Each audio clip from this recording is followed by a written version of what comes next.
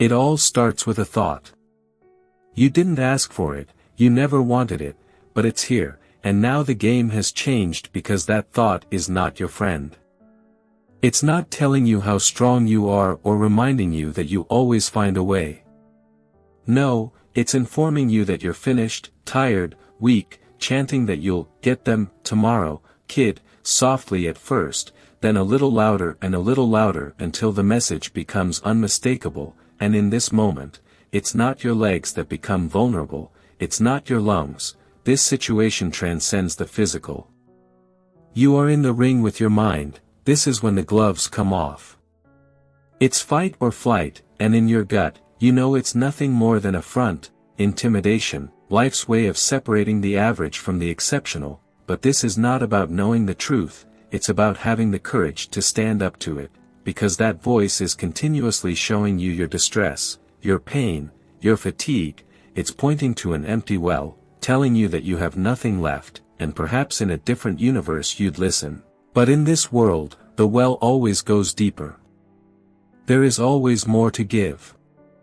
That moment when you begin to hurt, the second that voice pops into your head, you have only given a fraction of your maximum effort. When you meet resistance, your limits haven't even been tested. Obstacles do not make the destination any more or less real, they simply call for an adjustment, so adjust. See, time stops when you stop, goals stop when you stop, dreams stop when you stop, and in a world with infinite possibility, there's simply no reason to relinquish that control. So let your forward progress silence the dissenting voices, let those on the sidelines talk about their empty tanks and fantasize limitation. You are not running on empty, my friend, you are simply running. There are a few things you just can't learn from a textbook, that you have to live through to see, to be fully entrenched in, because here is a simple truth, this world is a tough place. Getting what you want, making the most of the time you have, requires that you put yourself in the position to succeed. It means you see a finish line before one exists. Look, no one's ever gonna call you and tell you how incredible your idea is. You can't build a business on potential or win a championship on promise. Results are binary, you either accomplished something or you simply did not, right? That's it.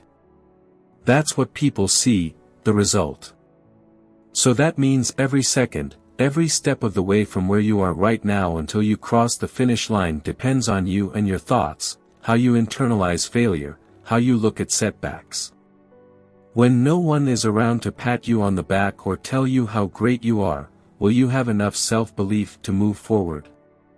Because, my friends, that's the hardest part, that's what no one talks about, having the courage to wake up every single day of your life knowing that you are building towards something incredible, you are creating a masterpiece from the ground up, and that means that when you're looking in the mirror, you believe in what's staring back at you, you see the unseen, and you are willing to bring it to life.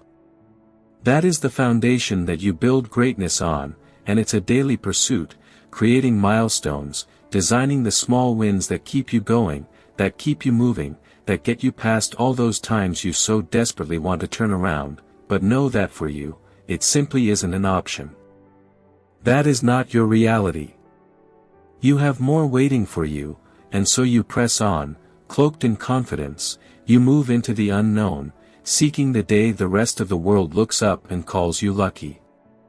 They'll look at what you built and say how fortunate you are, but they won't comprehend the 20-hour days, the focus, the ridicule for being different or obsessive or nonconformist. They won't know that self-belief trumped all of that it was everything. The word great is separate for a reason. It implies a specific set of beliefs and values that means you saw light when most people saw darkness. It means you said yes when most people said no. You move forward when the rest of the world. Believe in your greatness, see it, live it. It is there, and you need to know that it's there because it will make all the difference. Your self-belief will define you. Today belongs to the architect. He sees towers before they pierce the sky, an opportunity before it transforms into the extraordinary. He knows that what he wants most cannot be given, it must be sculpted. So he builds. He builds because those skylines don't raise themselves from the earth, the extraordinary does not appear on its own. They are dreamed into existence by the architects of reality, the ones who seek not to take from the world, but to contribute. Today is the beginning of something new, something better, something worth remembering, and it's existed long before the present moment, waiting for your vision, your courage, your persistence to bring it to life. Too many times we fail to reach into the realm of what we know and get more of ourselves. It's okay to struggle, to be wrong, to have to rebuild 1,000 times, but the great tragedy is closing our eyes and walking by life's opportunity. Everything you need to rebuild the life you claim is around you, in your every move, if only you'd reach for it, see it before your eyes, to become the architect of change. Nothing is impossible when you are the one setting the rules, when your hand draws the guidelines.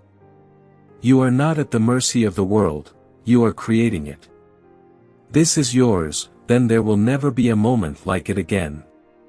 So don't run from it or hope life gives you what you want, take the pieces in front of you and construct your masterpiece.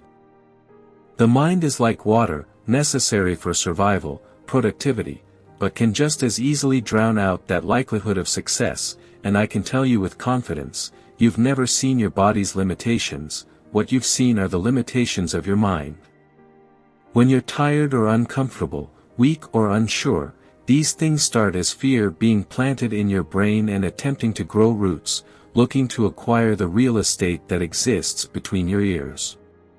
It's a powerful source, it can manipulate you, your reality, anyone and everyone around you, but it only exists with your permission, and we're not always cognizant that we've opened the gate and let it in, that's the crazy part. Oh, but we do, subconsciously or not. It's the reason you haven't gone as far as you can go, pushed as hard as you possibly can, because at some point fear stood between you and what you want, at some point you started asking yourself if you've gone too far. Look, it doesn't matter if it's athletics or business or art or anything, when things become uncomfortable or hurt, fear always shows its face. It's not because you know you're dragging your leg on the floor, your knee gave out, it's not because you can't go on, it's because those thoughts trickle into your mind about not being able to finish. What if I can't handle this? I don't usually go this far, am I pushing harder than I normally do? Is this right? Is it dangerous? Is it over the top? These thoughts are the seed of destruction, a virus, but here's the remedy, there's a saying in naval special operations that when your mind is telling you you're done, when you feel maxed out, you are only at 40% capacity, you haven't scratched the surface, and value isn't obtained until in one way or another you're able to realize this and push the panic, anxiety, back underground. You're not stopping because you can't go on, you're stopping because of the what-ifs and the worst-case scenarios, you're stopping because your precondition is to stay within boundaries, because that seed has gone into concerns about the world conspiring against you, but the body does not control the mind dictates what the body does. See, the thing about life is that we all have narratives, we all have stories that we believe, and here's why that's important, everything that happens to you or around you will be molded into your narrative. If you see something as crazy or far-fetched or impossible, life will be nothing more than evidence of that belief. Pain will be a wall 10 feet high. Seek, and you shall find. What you look for is what you get. Expect greatness and the body will listen, your world. That's why believing is being, the body, it executes, loyal to every belief, you'll always be what you decide to be. Some build, others tear down, some take risks, others critique the risk-takers, some pursue the infinite, others settle for a life of limitation, some make change, others complain that things are no longer the same, some help people grow, others think that your loss is their gain, some learn from misfortune, others become held down by it, some turn fear into opportunity, others avoid the unknown, some never stop learning. Others think they have all the answers, some do, others talk, some give. Others take, some live, others wish, some see an opportunity, others see an obligation, some work toward the possibility of excellence, others run from the possibility of defeat, some fall and get back up, others stay where they are so that they never have to worry about leaving, some embrace the elements, others take shelter, some search, seek, and discover, others wait to be told, some perform, others watch, some persist, others stop, some make the most of every single day, and others watch. Those very same days go by. So which one are you? What will you create with the pieces presented to you, not tomorrow, or the next day, but right now and every second moving forward? Will you build or tear down? Take the easy road or the road less traveled?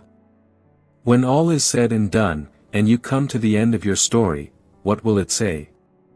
If you were to walk to the water's edge and stare out, you'd swear there's a point where the ocean meets the sky. For these mirroring worlds coexist, their rules, their truths, their realities expose, condense to nothing. It's at this very point that life is rediscovered, where possible is recreated, never a pursuit for the faint of heart, no, because heart is what carries you through, never a battle for the conformist, because to follow is to surrender. This pathway in the sky is reserved for those willing to construct their own ladders and climb them to the impossible, for those who risk falling back to earth, knowing that never leaving the ground is a fate far worse. It's a journey that's not for them, or him, or her, it's for that little voice in your head that wonders just how far you can go. See, at the end of the day, just before you close your eyes, you'll know whether you had anything left to give, whether you followed your heart and fought with your soul. Never has the moment been greater, never the opportunity more plentiful. This universe is yours to be transformed and manipulated, rebuilt in your image, and while some look back at life within the confines of ordinary, others look forward towards that spot where the ocean meets the sky, towards their dreams and a limitless tomorrow, one where we don't look up at the clouds, but look down at the world below. Life won't always point you in the direction you need to go, it won't hand you the tools or walk you to some finish, but for those willing to search for something more, to seek out beyond the immediate, they will find their way past the impossibles, then you'll discover the depths of the human spirit and the power of the human mind, for it's in the journey that life is created, it's from the clouds that potential becomes real, so find it and impose your reality on life. The time will come when you're no longer able to step forward, to breathe in the miracle that is around you, that time is not now, let your actions reflect this truth, the view is always most beautiful from the top. I took yesterday's failure and I forged it into iron and steel. As it burned, it took on its new shape through the flames. An enemy became an ally. And there it was, my creation, designed to tear through the very elements from which it was conceived. I reached into the fire, I took yesterday's failure and strapped it to my arms. I took lifelong insufficiency and placed it over my chest. Doubt became my shield, fear my sword. I had been recreated, reimagined, and with the past singled out and excommunicated, there was only me, the journey, and this armor that strengthened my pursuit. With every waking moment once fear was removed, hesitation followed quickly behind, action is what remained, and its influence was overwhelming. I realized that the only way to weaken my current state was to bow down to this mountain towering over me, to retreat, because with the simple act of moving forward I had become empowered. With every step I was redefined, I was something more. Life became not a window to peer out of, but an incredible sprint with no end or finish. I became obsessed with trying to capture and soak up everything I could. I wanted to trip, to stumble, to fall my way to more. I wanted to fail my way to greatness. My only fear was slowing down, it was missing out, and as my armor grew stronger, my legs moved faster, there simply wasn't enough time to breathe it all in. See, it's incredibly simple. When I faced my demons, it's not just that I became free of them, they lifted me up. I've been running away from the very pieces that I needed most. This armor is a million mistakes, it's a million tragedies, it's letdowns and lessons, but because of them, my world is limitless. There is nothing that I can't get through. I've been there, I'm battle-tested, and anything that stands before me will become the armor on my back as I walk over it and carry on. When you find yourself on the side of the majority, it's time to pause and reflect. Mark Twain. There is a perfection in solitude, in the behind the scenes. This is where steps become miles, questions become answers, armor is crafted. It's where you learn that getting what you want in the long term means going through hell right now.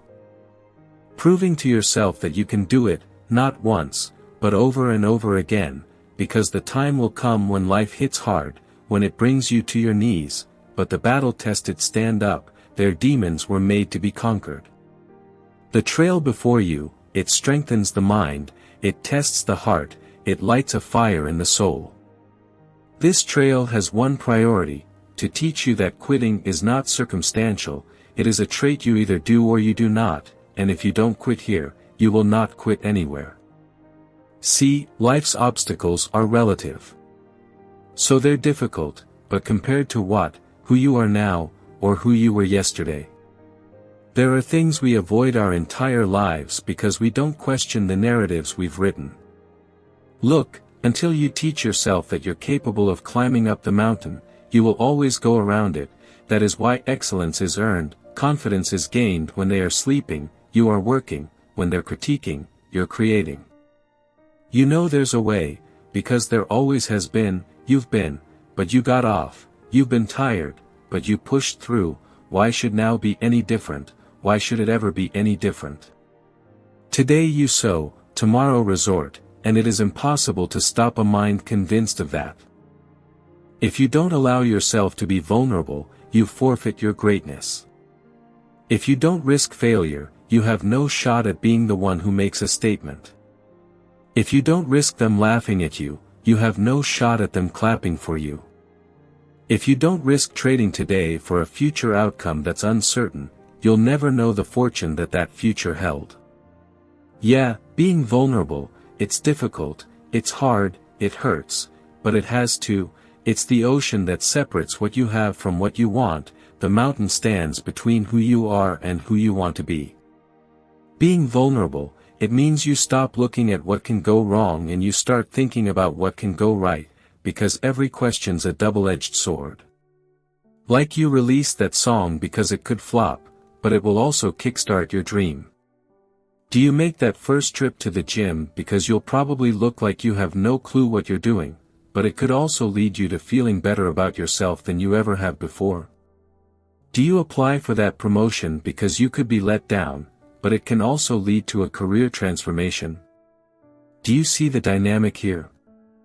Every major decision comes with risk, and that's why people avoid making them, standing out, taking the road less traveled. They shake our deeply rooted desire to fit in, right at the foundation. They can conflict like fire and water.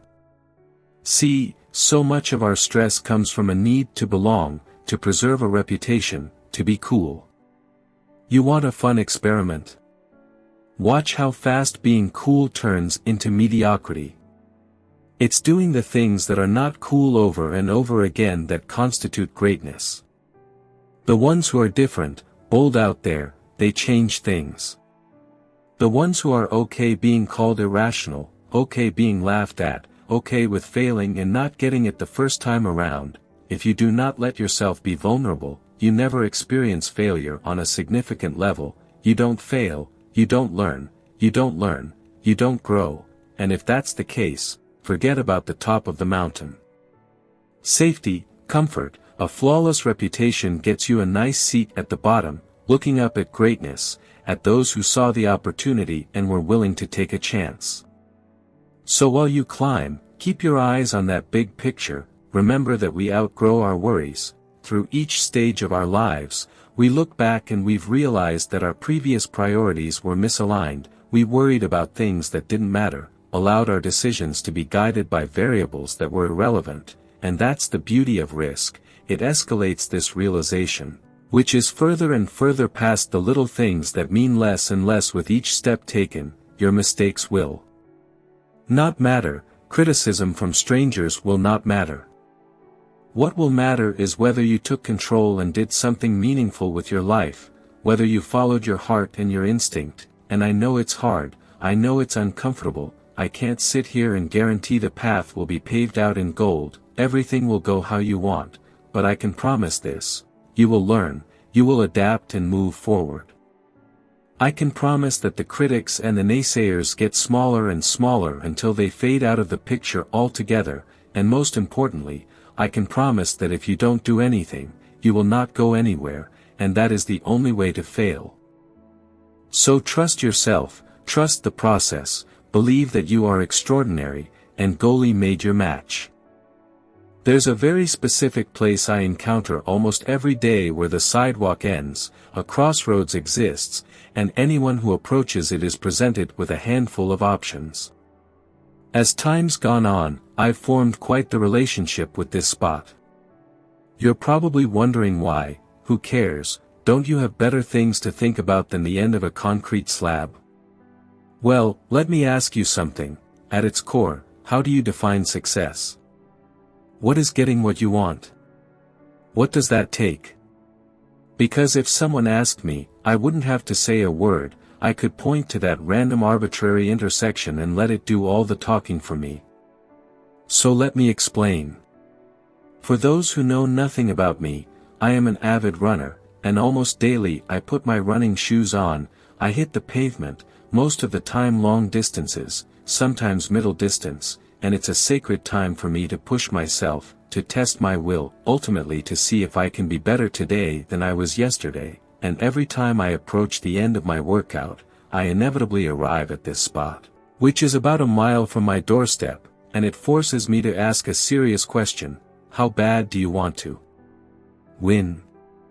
My situation is simple, I can continue going straight, I can stay on the paved road where eventually another path forms and leads me to my doorstep, or I can go left, I can jump onto the beach and finish that last mile off on the sand.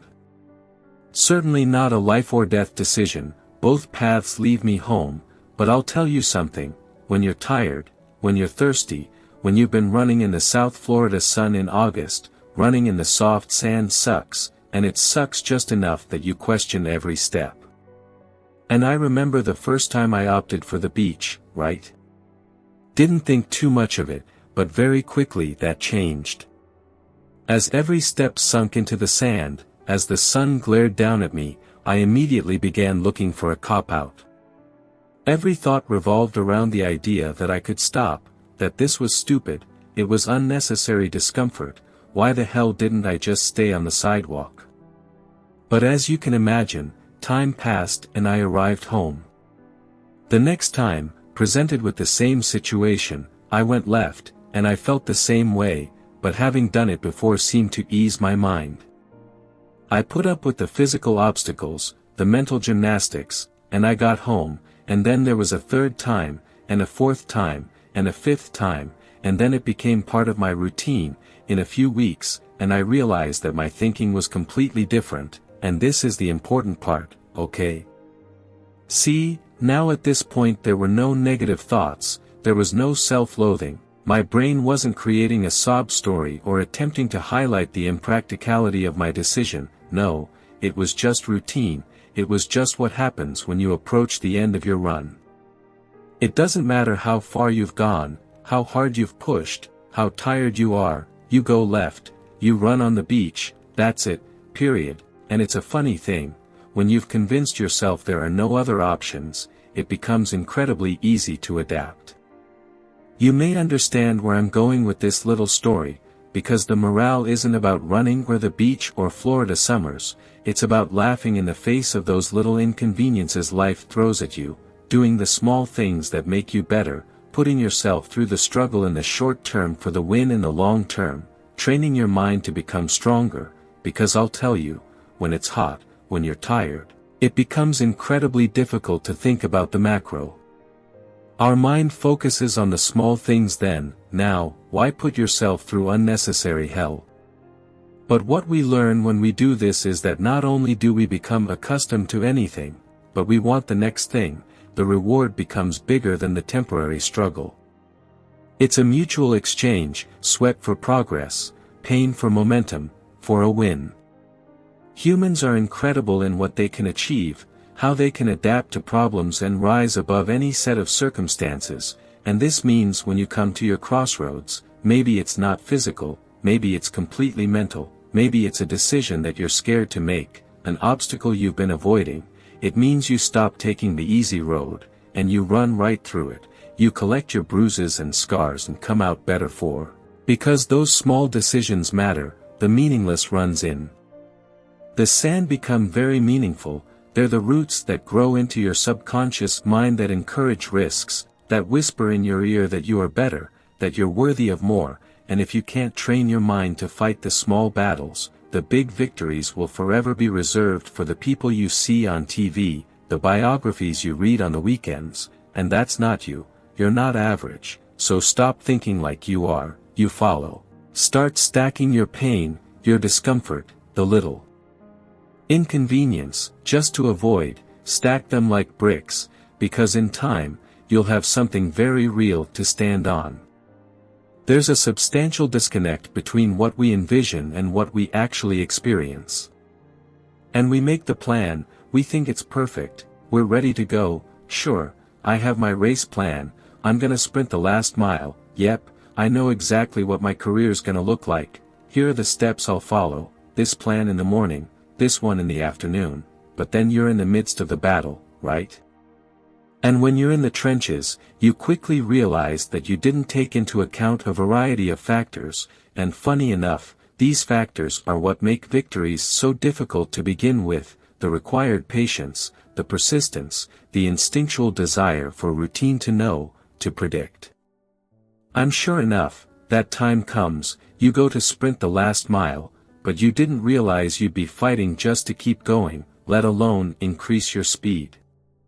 The time comes to take that next step with your business, your career. You didn't realize the market wouldn't embrace your product with open arms. The time comes to put your plan for the day into action. You didn't realize you'd be pulled in 20 different directions. See, the formula isn't as simple as we want to believe. Why?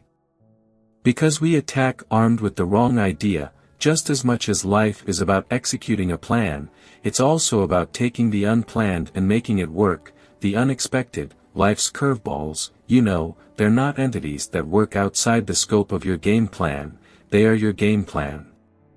The idea is to be brave, not perfect. It's to be resilient, not flawless, confident, not complete.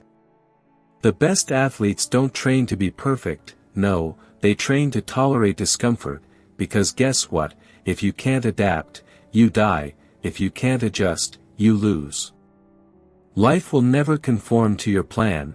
Then people don't want to hear that. They remain stubborn, unchanged, and what they're left with is resentment in the feeling that they've been slighted by life. The person who plans for the perfect race will always be outdueled by the one who comes prepared to conquer its imperfections, the one who will reign in the unexpected, not bow to it or falter in his presence, but own it. The pursuit of victory is not one from which we emerge unscathed. It's messy, it's humbling. You can't embrace the idea of being knocked down then get out. If you're too proud to acknowledge that your plans aren't an instruction manual, you will be defeated. They're saying that you can't control the wind, but what you can do is adjust your sails. Yeah, be prepared, be skilled, be the best at what you do, but be flexible, move with the elements, relished in the understanding that the obstacles will come and they will make you stronger. Win because they don't succumb to events beyond their control, and that choice is always going to be there. You didn't plan for this, but the decision presents itself. Will it be the reason you fail, or the reason you succeed?